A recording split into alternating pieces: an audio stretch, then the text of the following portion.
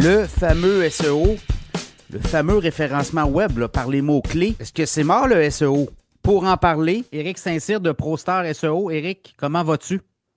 Ça va très bien, et toi, Pierre?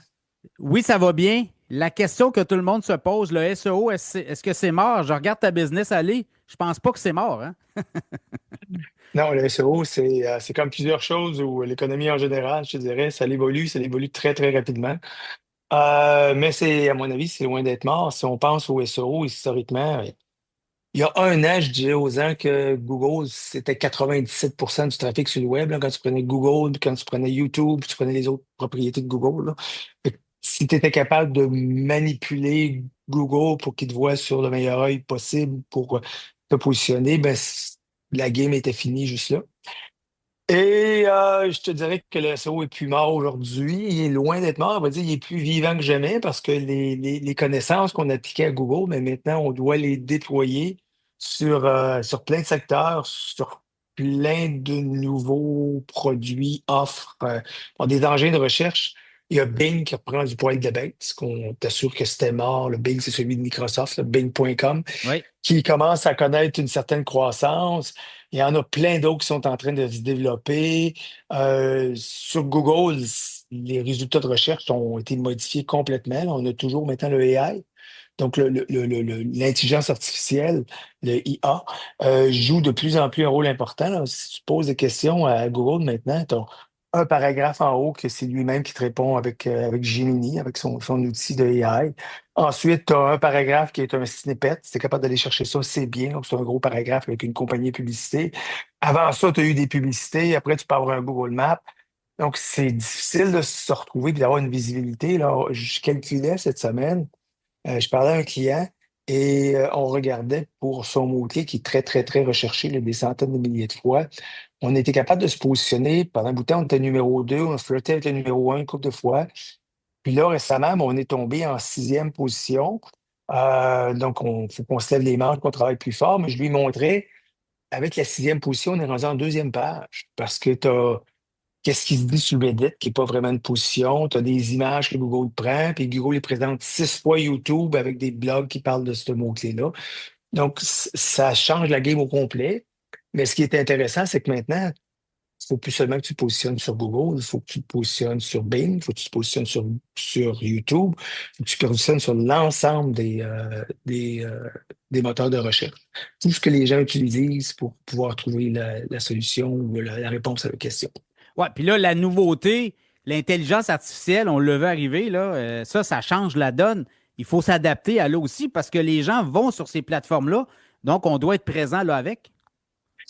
Euh, c'est super intéressant parce que, en tout cas, moi, je trouve ça super intéressant. Il faut dire, j'ai deux mains dedans. Là. Je te dirais que depuis 2, 3 semaines, on essaie de mieux cerner puis de mieux comprendre. Ça m'est venu étrangement de mes clients où j'avais des gens qui prenaient des rendez-vous avec moi sur le site pour me parler SEO pour leur site. Mais je leur demandais moi, je pose toujours la question, comment vous m'avez trouvé? La réponse que je m'attends d'avoir, c'est que je vous ai trouvé sur Google. Puis là, je lui ai dit, vous voyez bien, le SEO, ça fonctionne. Moi, je vais ramasser tous mes clients de cette façon-là. Mais récemment, j'ai environ 10% de mes clients qui me disent, j'ai demandé à ChatGPT. Puis c'est qui était le meilleur là-dedans, ou c'est donnez-moi les compagnies qui sont spécialisées en tel domaine, tel domaine, tel domaine. On fait nous autres exemples du SEO pour des casinos. Puis j'ai demandé à une compagnie, c'est qui est spécialisé dans le SEO, les casinos en ligne. Puis c'est votre nom qui est sorti, c'est pour ça que j'ai communiqué avec vous. C'est très flatteur, mais là, la question, ça devient comment est-ce que ChatGPT ou comment les moteurs de recherche et ensuite l'intelligence artificielle qui regarde des résultats sur les moteurs de recherche, c'est-à-dire comment ils viennent à cette conclusion-là? Est-ce qu'on peut influencer ces résultats-là? Parce que l'intelligence artificielle, elle est partout. Je te disais tantôt là, sur Google, en haut, maintenant, tu as un gros bloc sur peut-être 30 à 40% des recherches qui sont un résultat de l'intelligence artificielle. Tu demandes comment attacher mes souliers, mais tu vas avoir un blog qui va t'expliquer comment faire. Fait que les probabilités que tu te ramasses d'une compagnie qui vend des souliers et qui écrit un blog là-dessus, ils viennent d'être réduites de beaucoup. Ouais. Donc, la portion blog, moins importante qu'elle l'était antérieurement. Elle demeure très importante pour des blogs comme ceux qu'on aime, qui sont combien ça coûte. Combien coûte. Et ça, l'intelligence artificielle va représenter les blogs, vont nous mentionner ces choses-là. Donc, il y a un côté positif, mais des blogs qui sont vraiment très de base, comme comment calculer la circonférence d'un cercle. Bien, on faisait ça avant pour des compagnies de tuteurs, mais l'intelligence artificielle va ramasser 80% des clics maintenant. Donc on a perdu ce côté-là. La question devient, mais je ne peux pas combattre la technologie, je ne peux pas combattre l'avancement. Comment on s'adapte? Comment on fait pour essayer d'influencer le plus possible? La beauté de l'intelligence artificielle, c'est que les gens se sont persuadés. Il y a 10 ans, tu aurais dit aux gens, quand Google vous présente un résultat, pourquoi c'est le résultat qui est en haut? Puis même aujourd'hui, il y a probablement 50 à 80% des gens qui vont dire c'est parce que c'est les meilleurs. C'est pas vrai. On sait que les gens qui sont en première place, parce qu'ils manipulent le plus possible l'algorithme pour essayer de se positionner, les premiers, ils font du SEO. Maintenant, on se dit, ben, là, au moins l'intelligence artificielle, il y a le mot intelligence dedans, ça veut dire que c'est une machine qui est intelligente. Donc, à ce moment-là, on est en mesure de se fier sur les résultats qu'ils nous vont donner, que la machine va nous donner, puis la réalité est tout autre. Je vais te le montrer tantôt. Oui, clairement, on peut jouer avec la réalité là, hein, de l'intelligence artificielle. Elle va se nourrir du SEO présent aussi. Là. Donc, si tu as un mauvais site, ben, l'intelligence artificielle, nécessairement, elle ne pourra pas inventer des trucs sur toi. Là, tu sais, elle a besoin de se nourrir à partir de tes données à toi. Là, tu sais. Oui, mais encore là, l'intelligence artificielle, c'est intéressant. D'un côté, elle ne veut pas se fier rien qu'à ce que toi, tu dis sur ton site. Donc, il faut qu'elle aille chercher des étalons de mesure qui sont externes à toi. En même temps, elle veut se fier à des gens qui vont parler dans ton domaine parce que c'est ceux qui sont le plus en mesure de mesurer tes OK. capacités d'être le meilleur dans le domaine. Fait que je vais te donner un exemple concret, là, mais si aujourd'hui, on va sur ChatGPT et on fait la recherche meilleur podcast économique au Québec, et toi, tu apparais en gros en premier. Quand tu vas voir les sources, parce que ChatGPT te donne où il a trouvé son information, Oui, puis les oui. sources, donc tu vas voir les sites. Mais moi, quand j'ai regardé dans les sources, à part le blog qu'on avait écrit antérieurement, si tu te souviens, quand on regardait pour faire du parasite SEO, il n'y en a pas un qui nomme vraiment premier. Il y en a que c'est des sponsors ou sont en amour avec Radio-Canada, etc. Mais la somme de toutes ces informations-là, avec les places où Google est capable de te ramener, il te ramène comme en chat GPT, pas en lisant Google, mais en lisant l'ensemble de ce qu'il trouve sur le web, il te ramène quand même comme premier. Puis c'est le fun parce que ton résultat est très solide. Je l'ai testé plusieurs fois, puis c'est toujours toi qui es premier. Donc, il a fallu qu'il y ait des sources pour se baser là-dessus. J'ai pas testé les sources dans ton cas à toi, là. J'ai fait l'exercice ce matin pour m'amuser un peu pour le podcast. Mais il y a 2 semaines, après que mes clients m'aient dit qu'ils m'avaient trouvé là, dans le domaine du casino, j'ai fait la recherche pour le domaine du cannabis. Oui. Nous, dans le Canada anglais, bon, il faut savoir que le cannabis au Québec, c'est comme beaucoup de choses au Québec, c'est très, très particulier. C'est-à-dire que c'est un monopole d'État. Dans la plupart des provinces canadiennes, c'est un libre marché qui est très réglementé, mais qui demeure libre marché. Donc, tu peux avoir une licence puis vendre du cannabis en ligne, puis ou avoir une entreprise qui vend avec pignon sur rue qui va vendre du cannabis. Nous, c'est un domaine qui nous intéresse beaucoup. Là. On a une bonne part de marché de ce côté-là parce qu'ils ne peuvent pas faire de publicité. Donc, le SEO, c'est très, très important, ce qui permet d'avoir des marges au point de vue de cette business-là qui sont super intéressants. Donc, j'ai posé la question à ChatGPT, c'est qui la meilleure compagnie de cannabis en anglais, en français? Et il y a exactement, je te dirais, peut-être 20 jours, ou peut-être un peu moins, 18-20 jours, on n'était pas dans les résultats qui étaient mentionnés. Fait que j'ai fouillé un peu, j'ai trouvé c'était qui était. Puis celui qui était, bon, on connaît pas mal tout le monde dans le secteur, là, quand tu as des compétiteurs, c'est souvent les 4-5 mêmes qui sortent sur les mêmes mots-clés, Toi, donc tu parles on des apprend à se SEO, là. connaître. C'est ça, Ouais, tu as les demandé gars, à ChatGPT le ouais, meilleur dans le SEO pour le cannabis. Le c'est ça. cannabis. Donc, c'est très précis, OK. mais la personne qui se ramasse première sur ce terme-là va recevoir beaucoup de business. Ouais. Parce que les gens cherchent du SEO, donc le SEO qui est premier, c'est celui qui ramasse le gros de la part du gâteau. Fait que je me suis dit, ben, les gens font de plus en plus de recherches dans ChatGPT. S'il y a moyen de se retrouver en première place, en, en comprenant le fonctionnement de ChatGPT, ben, on devrait exploiter ça pour nos clients. J'aime mieux faire les tests avec mon propre site, ce qui fait que mon site est très volatile souvent, au lieu d'essayer de jouer avec le site d'un client puis de créer une erreur qui pourrait nuire au client. Donc, c'est le genre de test qu'on fait toujours sur notre site. C'est pour ça que je te donne souvent des exemples réels de SEO, de tests qu'on fait, parce Oui. qu'on le fait sur notre propre site. Donc, il y a 2 semaines, on n'apparaissait pas sur meilleure compagnie de cannabis, meilleure compagnie de référencement cannabis ou bien Best Cannabis SEO lorsque je faisais la recherche, sans mettre Québec, Canada ou États-Unis, là, lorsque je faisais la recherche sur ChatGPT. Mais ce matin, on est premier. Ce matin, si j'ouvre mon application ChatGPT puis je fais la recherche, meilleure compagnie de cannabis, je l'ai fait 8 fois ce matin puis je suis sorti premier les 8 fois. Ce qu'on s'est rendu compte, puis après, le truc, c'est que tu fais ça, puis après, tu poses la question, explique-moi tes résultats. D'où viennent tes résultats? Oui, parce Là, il te qu'on peut le revient, puis questionner, hein? C'est ça qui est intéressant, là. donc, ouais, ouais, c'est là que ça commence. C'est vraiment là que la viande sort. Il commence par te dire, ben, j'ai pris ces sources-ci, puis je suis allé voir sur tel site, puis j'ai regardé les rankings, les reviews des clients. Puis là, tu te dis, puis là, quand je regarde les endroits où c'est pas moi qui score premier, c'est quelqu'un d'autre, puis là, je vais voir. Ce qu'on s'est rendu compte, c'est que premièrement, il faut comprendre qu'il y a un lien très, très fort entre Microsoft et OpenAI, qui est la compagnie qui a ChatGPT. Microsoft détient 10%, si je me souviens bien, Oui, des actions oui. d'OpenAI. Donc, lorsque ChatGPT va chercher son information sur le web, elle ne se sert pas de Google. ChatGPT se sert de Bing, qui est l'outil c'est le Google de Microsoft, si tu veux. Bon, c'est peut-être 4-5% du trafic sur le web. Bing, c'est plus gros que c'était, mais c'est pas si gros que ça. Mais ce qu'on s'est rendu compte, c'est que si on était capable de faire un blog, donc moi j'ai fait un blog sur mon site qui s'appelle Best Cannabis SEO Companies et où je fais beaucoup de détails sur les 10 meilleurs et j'explique pourquoi la meilleure, c'est la note.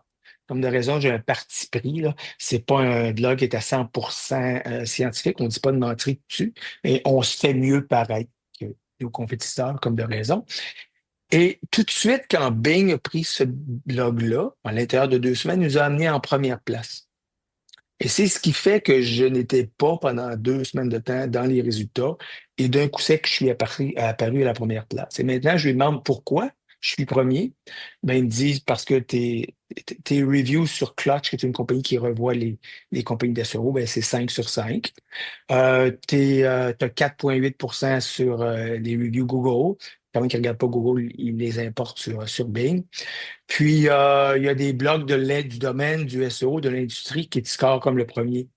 Mais le blog du domaine du SEO dans l'industrie qui me score le premier, c'est mon propre blog.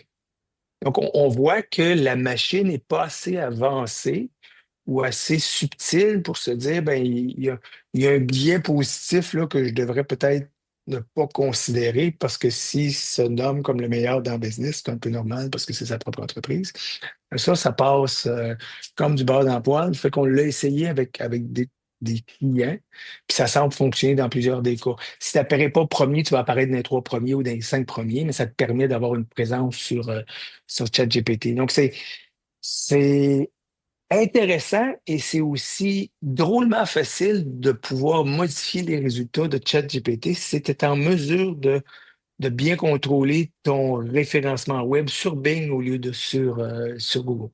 Donc, de bien Donc, oui. comprendre comment l'algorithme fonctionne.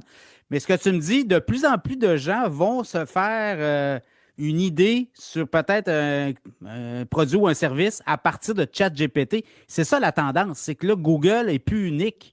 Il y a des gens qui vont sur ChatGPT pour trouver des produits et services. Ils demandent à l'algorithme, dis-moi qui est le meilleur. Et là, à partir de là, ils se forment une idée pour appeler pour une conversion éventuelle.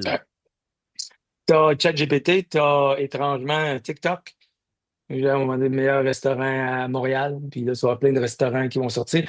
Tu as plusieurs plateformes qui ne servaient pas historiquement à faire du SEO ou du référencement, où c'est que de plus en plus, il y a une game qui se développe.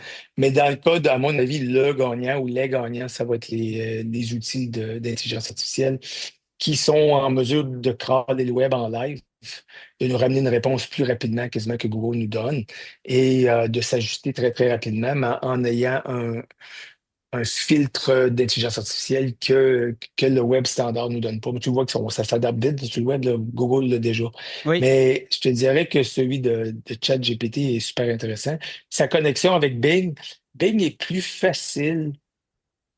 C'est plus facile de se positionner sur, c'est plus facile de tricher l'algorithme ou de manipuler, si tu veux, j'aime pas ces termes-là. Là.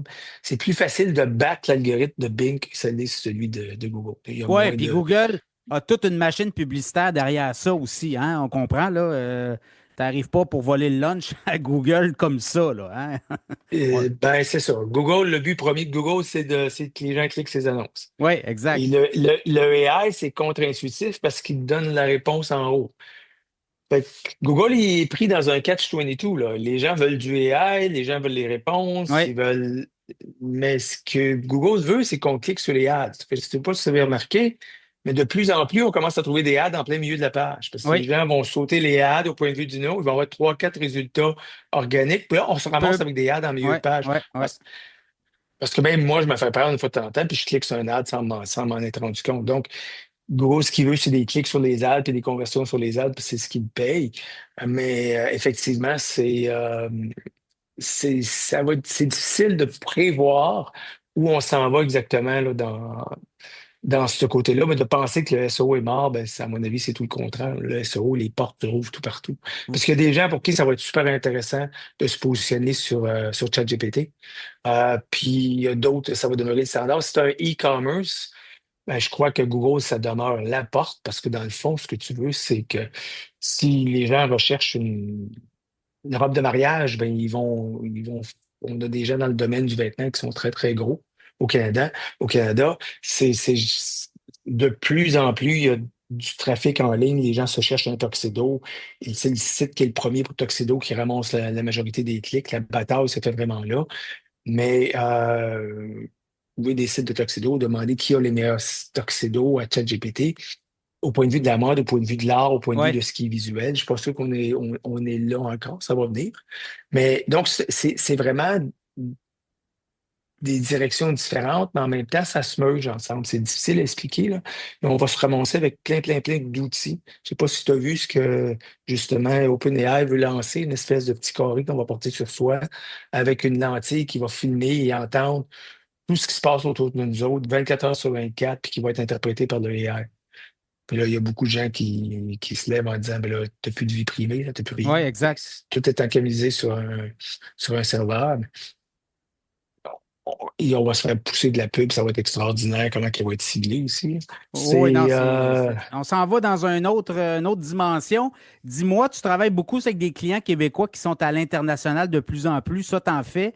Pas juste au Québec, tu as des clients partout dans le monde, là, mais qui veulent sortir, mettons, de leur lieu géographique. Parce que ça aussi, là, c'est des parts de marché qu'on laisse à la table.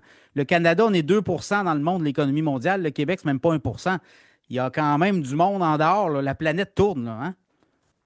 ouais, on a une petite compagnie québécoise qui fait très, très bien, là, qui s'appelle Car Inspect, exemple, qui est une espèce de Airbnb pour les inspections automobiles. Lorsque tu achètes une automobile, c'est toujours bien de la faire inspecter avant de faire le contrôle et de la finir. Eux, ils offrent ça à travers le Canada maintenant, puis ils ont commencé d'aller au point de vue mondial. Eux, on fait de ce qu'on appelle de la géolocalisation de pages. Donc, pour chacune des villes où ils ont un bureau de service, on est capable de faire une page qui va sortir pour inspection automobile dans la langue de ton choix.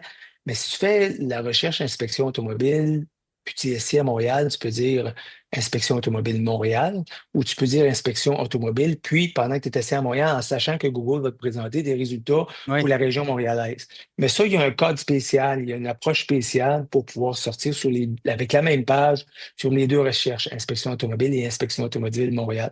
Puis dans leur cas, eux autres, on est en train de faire un case study, hein, qu'on va présenter sur le site web.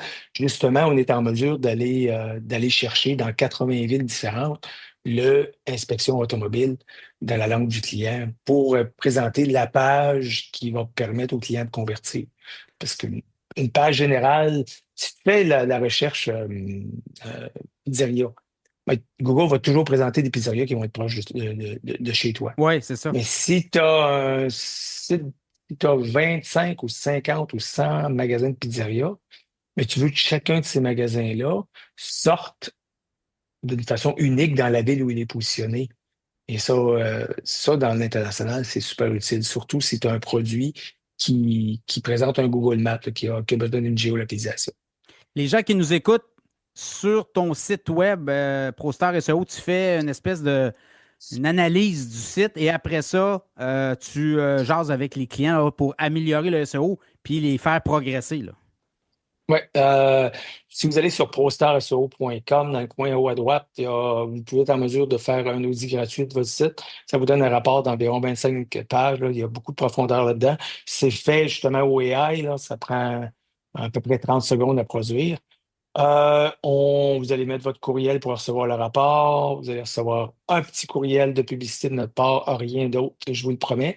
Cependant, moi, je vais voir les résultats. Si jamais il y a quelque chose de vraiment particulier, pour on a l'impression qu'on peut vous changer la mise pour vous, on va communiquer directement avec vous. Ceci dit, si vous aimeriez me parler, mais aussi dans le même coin, en haut à droite, si vous êtes en mesure de prendre rendez-vous avec nous autres, ça, le rendez-vous, il est avec moi. Donc, on va s'asseoir ensemble une demi-heure, une heure, on va revoir votre site web. On va regarder ce qu'il est en mesure de faire. On parlera justement de AI si c'est un domaine qui peut être intéressant pour vous aussi de se positionner là-dedans. Et on n'a pas de contrat, nous autres, les gens nous engagent, puis s'ils ne sont pas satisfaits, ils peuvent quitter quand ils veulent. On a environ une centaine de clients. On fait beaucoup d'international, mais on fait aussi pas mal de local, là. Beaucoup Oui. de chirurgiens plastiques. Je te dirais, à mon avis, le plus important maintenant, chirurgien plastique au Québec, c'est un client chez nous. Qu'on a parti, il était 4 employés, puis maintenant, je pense qu'ils sont 28. Fait qu'il y a une belle croissance de ce côté-là. Dentiste, chirurgien plastique, avocat, c'est tous des domaines où on a quand même un bon groupe de clients. Courtier immobilier aussi, hein, il y a de la compétition Ouais, là-dedans, là. ouais, ouais, ouais. Courtier immobilier, on en a un à Sherbrooke qu'on a pris récemment et ça a changé la mise pour eux autres. Parce que, ben, courtier immobilier, c'est intéressant parce que ce que j'appelle la grosseur du ticket, qui est la commission ou la profitabilité d'un nouveau client. Donc, si tu cherches des clients qui veulent te faire des listings, si tu vas avoir des clients qui listent des maisons avec toi, ben, si on est en mesure de t'amener 2 nouveaux clients par mois, ben, c'est très rare que lorsque tu vends une propriété, que la commission brute du client, du courtier va être au-dessus en bas de 20 000, là. Fait qu'on parle de 50 000 minimum à 2 clients par mois. C'est des revenus qui commencent à être impressionnants par rapport aux frais standards que nous, on va charger pour ça. Donc, c'est vraiment le genre de client qu'on peut avoir un effet monstre sur la rentabilité de l'entreprise. Si vous vendez, il y a quelqu'un qui vient me voir puis il vendait des, des remplacements de bâtons anti-sudorifiques à 5,95 $. J'ai dit, il faut que tu en vendes des bâtons Oh, ouais, anti-sudorifiques non, pour être c'est en ça. mesure de payer nos frais. Mais tout ce qui est professionnel de la santé, professionnel juridique, etc., etc., en dedans d'un ou 2 clients, puis c'est beaucoup plus que ça assez rapidement, surtout avec le Google Ads qu'on peut apporter. Nous, on se voit comme un centre de profitabilité et non pas une dépense. Éric Saint-Cyr, ProStar SEO, toujours un plaisir et on se reparle prochainement. Salut. Merci. Salut, Pierre. Bye bye.